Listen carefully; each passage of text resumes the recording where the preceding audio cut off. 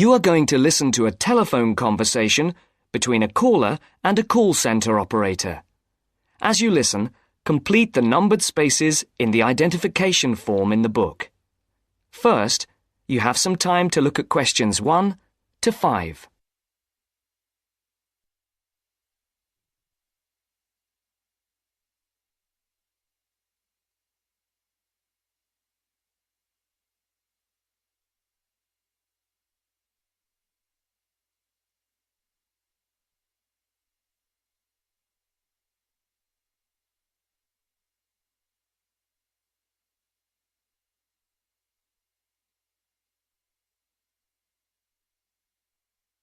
You should answer the questions as you listen, because you will not hear the recording a second time. Listen carefully and answer questions 1 to 5. Platinum Card Service, Rebecca speaking. How may I help you? I've got a few problems with my credit card account. OK. What is your credit card number? Let's see. It's here somewhere. Here it is. Can I just take the card number, please? Yes, it's 6992 6992 3443 3443 1147 1147 8921. 8921. Right. Can I just check that? 6992 3443 1147 8921. That's it. And your name? Carlos de Silva. I just need to check a few details for identification and security, if you'll bear with me. That's okay. And what's your postcode? SE1 8PB. SE1 8PB. That's it. Vauxhall Close, London? Yes, that's right. And the house number? 43. And can you give me your date of birth? 13th of the 7th, 63. And one further check, if I may. Can you give me your mother's maiden name? Yes, it's Moore. Is that Moore? Yes, that's it. Before the caller and operator continue their telephone conversation, look at questions 6 to 10.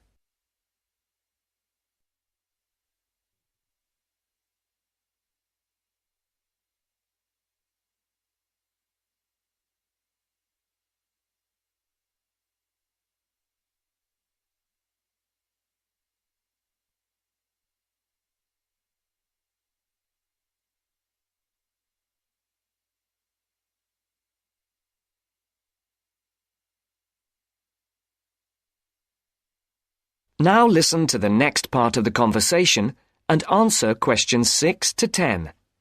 For these questions, there are 3 alternatives: A, B, and C. Decide which alternative is the most suitable answer and circle the correct letter. Yes. Now, can we get on with this? Yes, sir, certainly. I'm sure you'll appreciate that all these checks are necessary for security reasons. So, what exactly is the problem? Problems? OK. Well, first, your computer seems to have gone mad. I sent you £500 and on the statement for the account it shows that I only paid £300. Yes. The account does only show £300 was paid.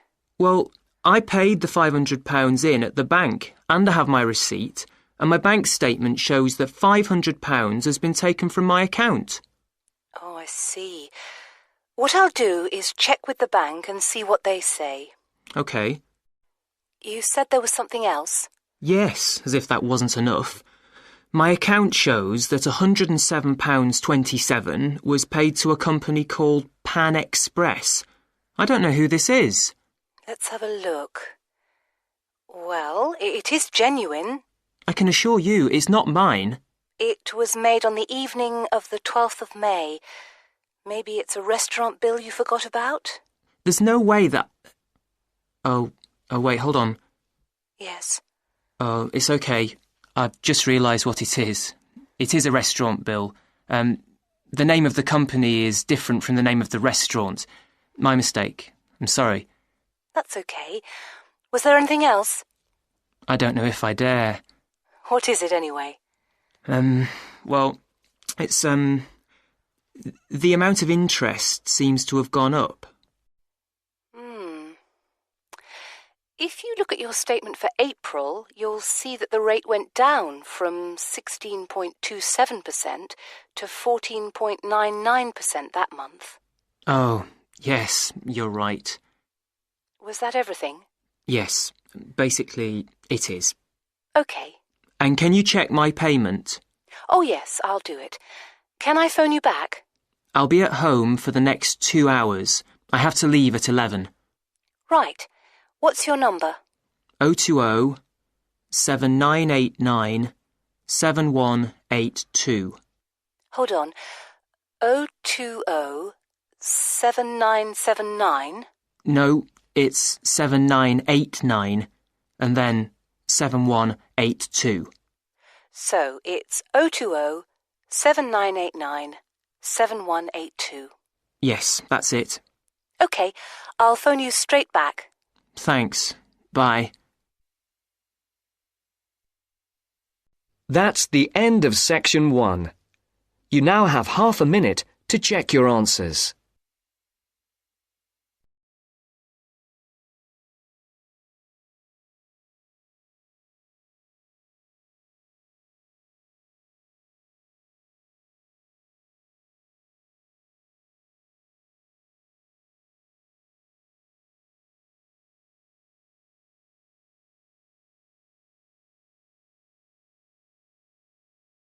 Now turns to Part 2. Part 2. You will hear a science student inquiring about English courses at a university language centre. First, you have some time to look at questions 11 to 17.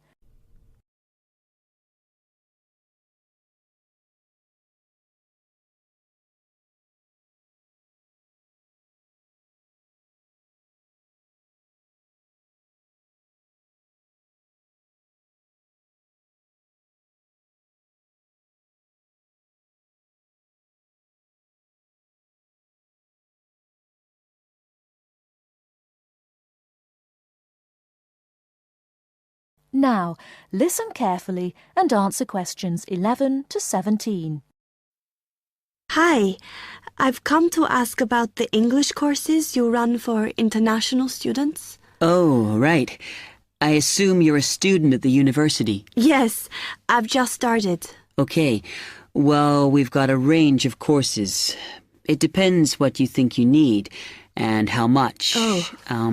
We can't run everything at the same time, though. So, for example, in this first term, we are just doing a writing course.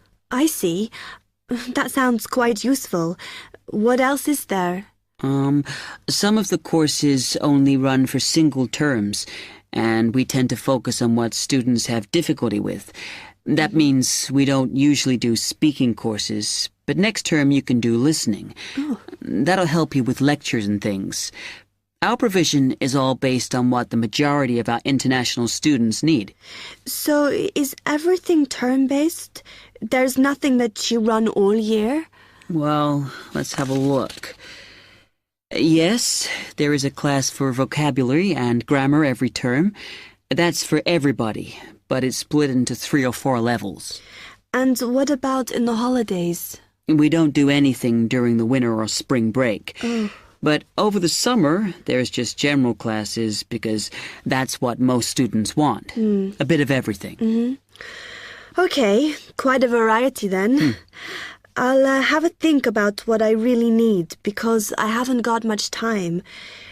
Do you have about 20 students in each class, the same as our science seminars? We try to keep it at about 12 and certainly not more than 15. It's important for language classes. They're very different from your normal courses. Right. And how much are the classes? The rate varies depending on how many hours you attend, but you shouldn't have to pay. Usually, the department will fund you and even sort out which classes you need. Brilliant. It would be quite useful for me to have a certificate to take back to my country.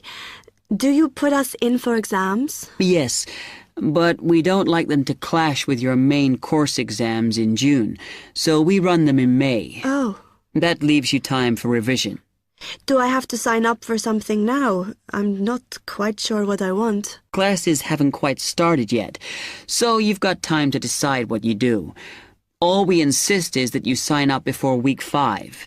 That gives you about 3 weeks to decide. Okay. Before you hear the rest of the talk, you have some time to look at questions 18 to 20.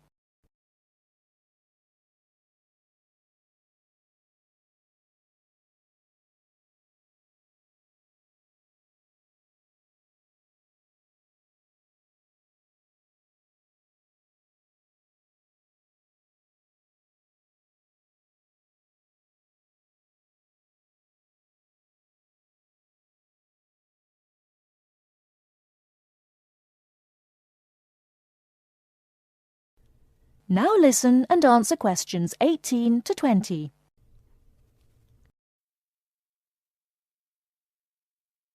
Then, when you've made up your mind, you need to come back here to the administration office to enroll. What do I need to bring with me when I enroll? My identity card, I guess. Yes, or your passport. Uh-huh. Then you'll be given a registration form, which you'll have to show to the teacher when you have your first class. Okay. And should I ask my tutor about which classes I should do then? Yes. Then you get a note from him and give that to the desk when you register. Can I use the computers here as well? Yes. You'll be given a password when you go to your first class. So remember to bring a disk with you to save your work on, as you won't be allowed to save it on the hard drive. Okay. Will I need anything else? Dictionary? We've got loads of those here that you can borrow. But you'll need a notebook as we don't provide paper or files. Okay. Thanks.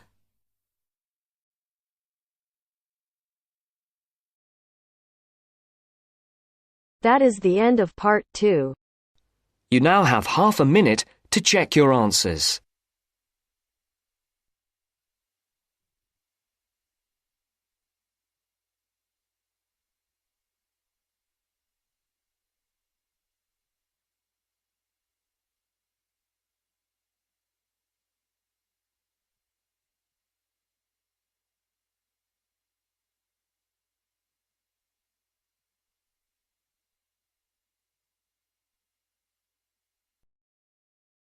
Part 3. You will hear a conversation between Helen and her tutor. First, you have some time to look at questions 21 to 25.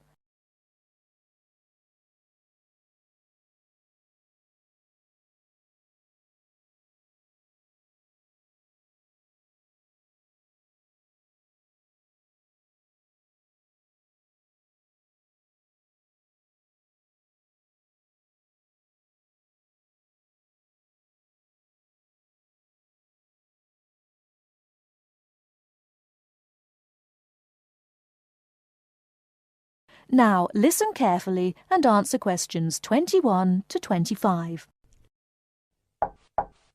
Come in. Ah, it's you, Helen. What can I do for you? Well, it's about that essay on non-verbal communication. I'd like a bit of advice, if that's all right. By all means. That's what I'm here for. How can I help you? It's about that survey you asked us to carry out about body language. Oh, yes. I asked you to investigate what sort of touching is permissible between friends of the same sex and friends of the opposite sex. That's it. And then you wanted us to go on to compare the answers we obtained from people from our own culture with the answers of people from other cultures. Well, that shouldn't be too difficult. There are students here from dozens of cultures, including Asia and the Middle East. Go and ask them. That's the problem. I'm not sure how to word the questions. Before you hear the rest of the talk, you have some time to look at questions 26 to 30.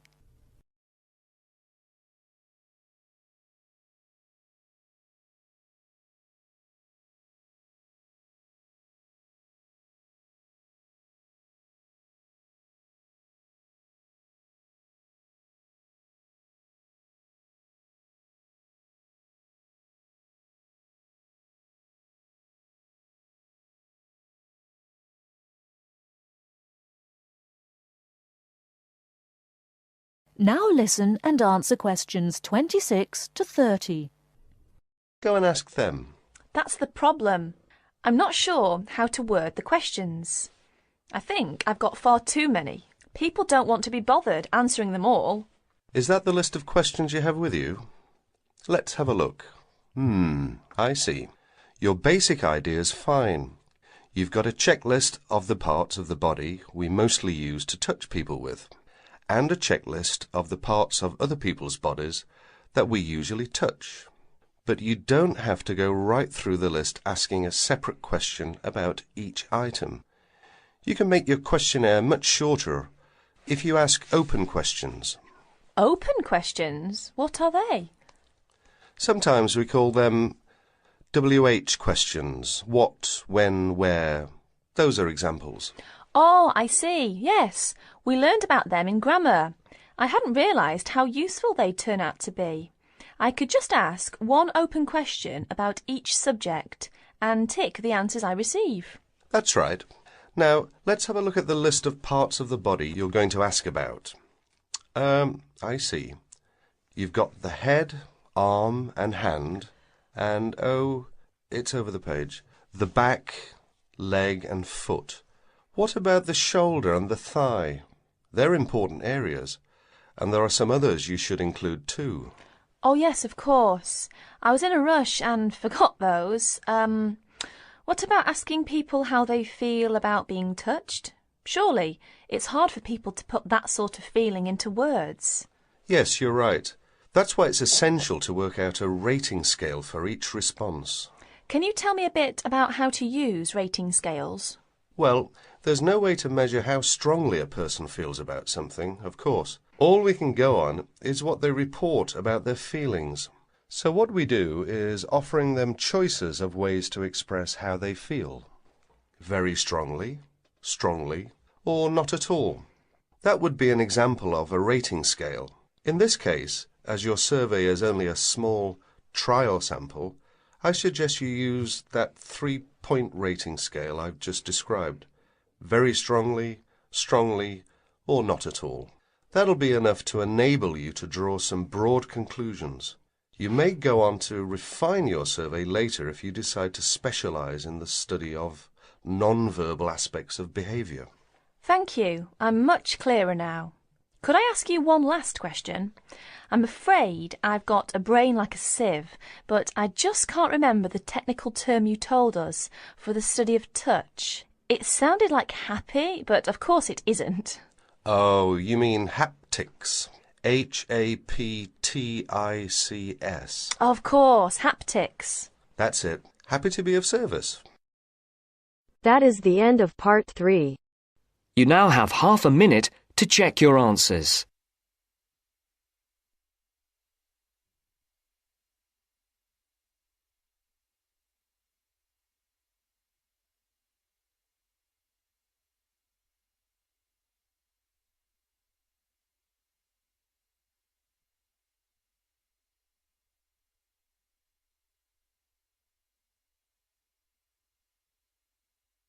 Part 4. You'll hear an introduction about the tutorial courses of the physics school. First, you have some time to look at questions 31 to 40.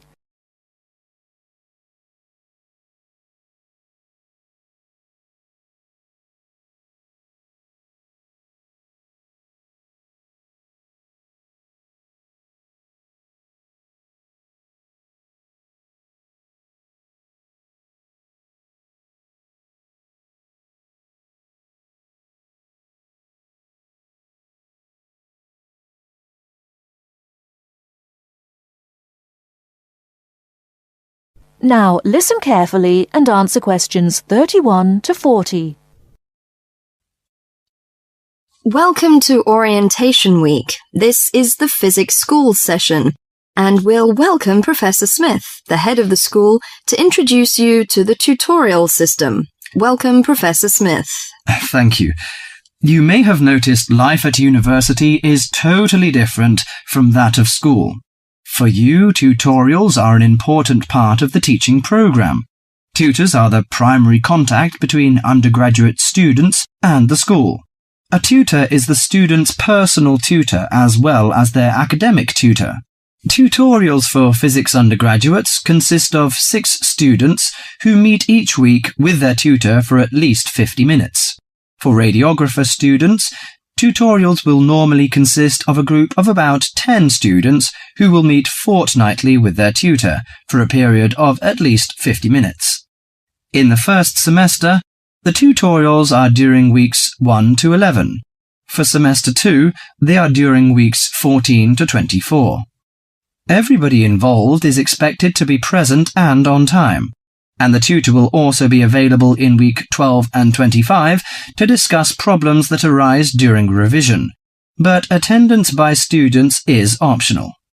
Now I'm going to introduce to you the stages and activities of the tutorials.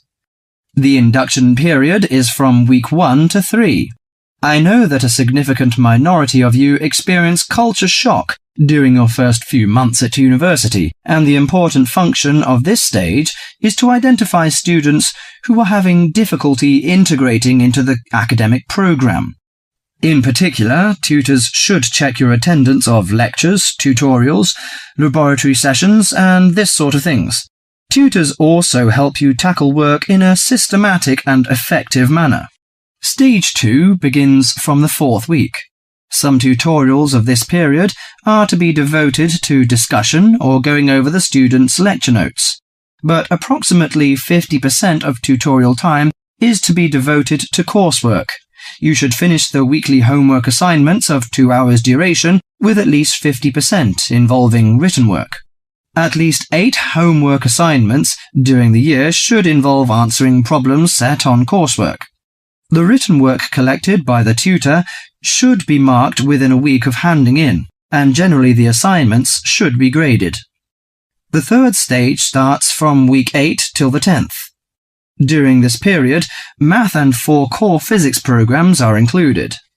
The majority of tutorial time should be devoted to work which support the lecture programs and laboratory work. At least 60% of homework assignments should involve written work. The assignment may involve writing an account of or notes on a specified range of topics. The written work should also be marked and graded.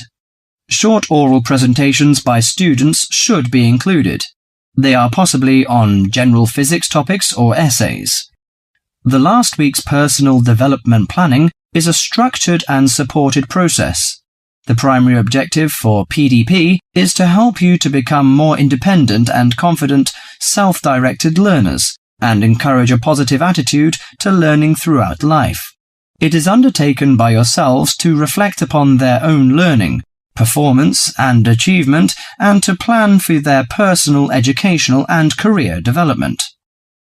Finally, if without evidence of good reason you miss more than 2 sessions during a semester, or if the tutor is not satisfied with your progress, the matter must be immediately referred to the program director, who will normally issue formal warning, verbal and written.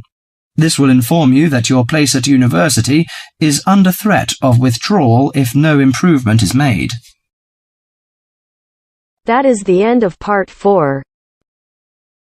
You now have half a minute to check your answers.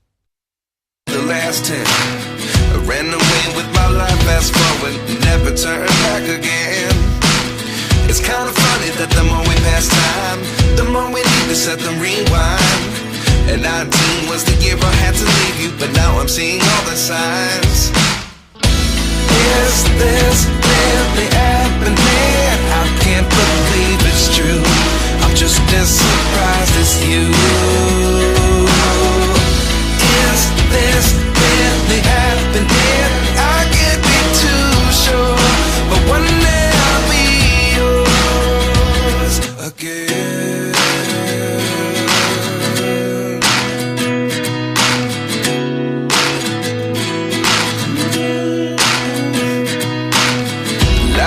Come 1 in a dozen, the other 11 get something from nothing. I sit here looking for an answer. Maybe the biggest question was in the last chapter. You gave me the soul I have today. Without you I never could have moved away, but now I see what you teach. I do believe